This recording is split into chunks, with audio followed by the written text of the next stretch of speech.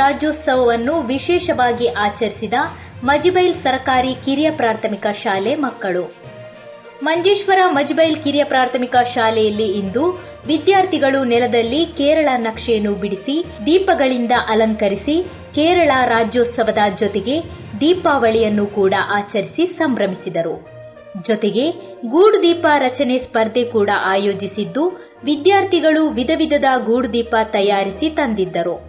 ಮಕ್ಕಳೊಂದಿಗೆ ಹೆತ್ತವರು, ಶಿಕ್ಷಕರು ಕೂಡ ಸಂಭ್ರಮಿಸಿದ್ದು ಕಾರ್ಯಕ್ರಮಕ್ಕೆ ಇನ್ನೂ ಮೆರುಗು ನೀಡಿತು.